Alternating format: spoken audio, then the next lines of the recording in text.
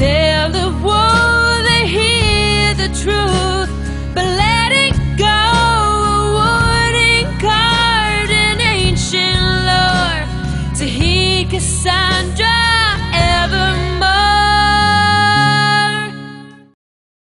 King Lear by William Shakespeare.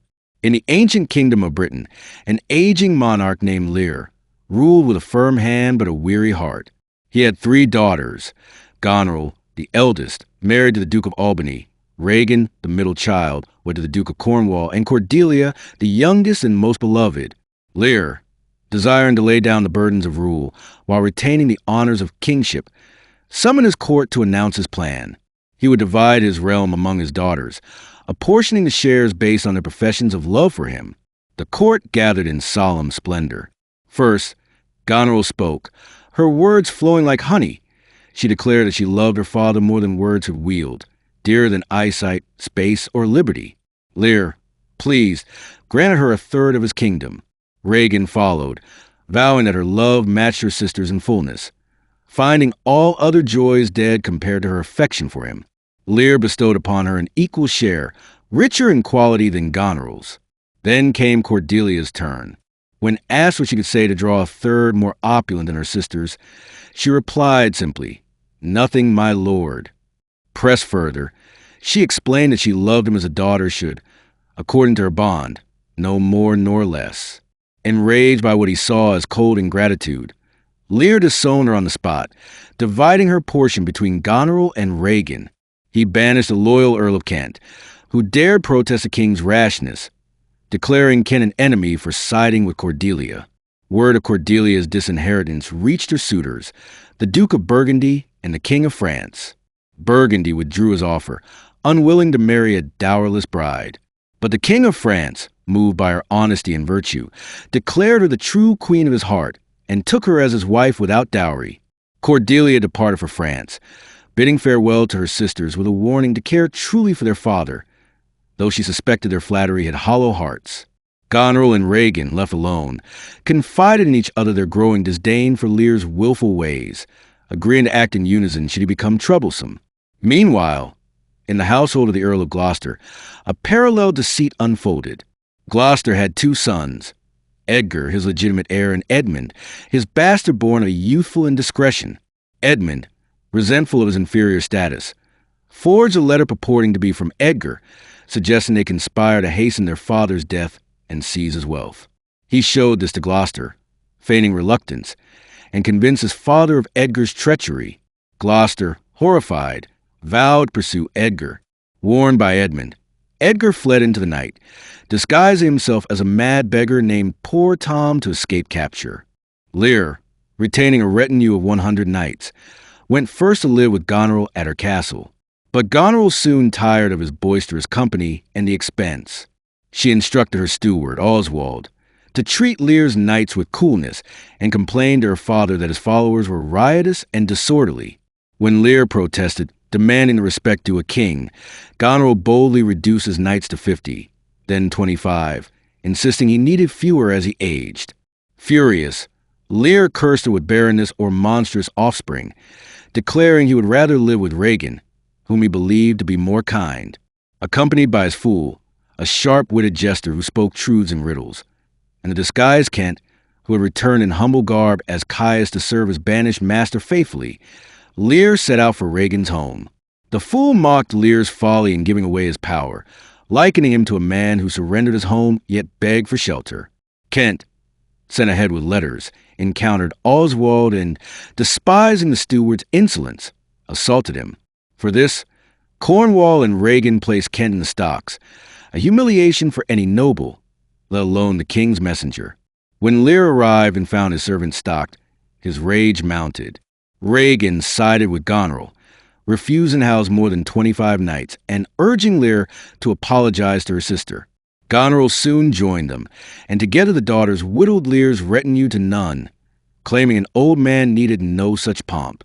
Devastated, Lear railed against their ingratitude, calling down storms of vengeance upon them. As a fierce tempest brewed outside, mirroring his inner turmoil, Lear stormed into the night with his fool, refusing shelter from those who had stripped him of dignity. On the blasted heath, amid howling winds and cracking thunder, Lear raged against the elements, bidding them strike him down for begetting such ungrateful daughters. The fool tried to reason with him, but Lear's mind began to fracture under the weight of betrayal and exposure. Kent found them and led them to a humble hovel for refuge. There, they encountered poor Tom, Edgar in disguise, raving madly about demons and woes. Lear, empathizing with this unaccommodated man, tore off his clothes in sympathy, declaring himself a poor bare animal. Gloucester, learning of the sisters' cruelty, secretly sought to aid Lear. He confided in Edmund his sympathy for the king and news of a French army landing at Dover, led by Cordelia to restore her father. But Edmund, ambitious, betrayed this to Cornwall, earning favor as Gloucester was branded a traitor. Cornwall and Regum seized Gloucester at his castle, bound him, and in a brutal act, plucked out his eyes for aiding Lear. A servant, horrified, wounded Cornwall mortally before being slain. Blinded and cast out, Gloucester was led by an old tenant toward Dover, lamenting his folly in trusting Edmund over Edgar. In the hovel, Lear's madness deepened. He imagined trying Goneril and Regum before a mock court, with poor Tom and the fool as judges. Gloucester arrived, and recognizing Lear's voice despite his blindness, guided the party toward Dover. Kent urged haste, for Cordelia's forces awaited. Edgar, still as poor Tom, encountered his blinded father on the road and, without revealing himself, led him onward. Gloucester, despairing, begged to be taken to Dover's cliffs to end his misery. Edgar pretended they stood at the edge, describing a dizzying height, but led him safely to flat ground. When Gloucester leaped in suicide attempt and survived, Edgar convinced him the gods had miraculously spared him, restoring some faith. Oswald, encountering Gloucester and Edgar, tried to kill the old man for a reward, but was slain by Edgar, who found in his purse a letter from Goneril to Edmund urging Albany's murder so they could wed. At Dover, Cordelia's French army prepared. She learned of her father's madness and sent searchers. Lear, ashamed, wandered evasively, crowned with weeds. When found, he was gently brought to Cordelia, who wept over his broken state. A doctor tended him with sleep and music, and upon waking, Lear humbly recognized his daughter, begging forgiveness for his wrongs. Cordelia forgave him wholly, and father and daughter reconciled in tender sorrow. The British forces, led by Albany, Regum, and Edmund, now elevated, opposed the invaders. Albany joined reluctantly, abhorring his wife's cruelty but bound by duty. Regum and Goneril vied jealously for Edmund's affections. Battle commenced. The French lost. Lear and Cordelia were captured. In victory's aftermath, treacheries unraveled. Edgar, disguised as an unknown challenger, appeared before Albany with Goneril's letter and fought Edmund in trial by combat, mortally wounding him. Regum, poisoned by Goneril in rivalry, died in agony. Goneril, exposed, took her own life. Edmund, repentant in death, revealed he had ordered Cordelia hanged in prison and Lear killed. But the order came too late to revoke. Lear entered, howling in grief, bearing Cordelia's lifeless body. He mourned her with heartbreaking cries, imagining he saw a breath upon her lips. Kent revealed his true identity, but Lear scarcely noticed. Gloucester had died off stage, his heart bursting between old grief and new joy upon learning Edgar's loyalty.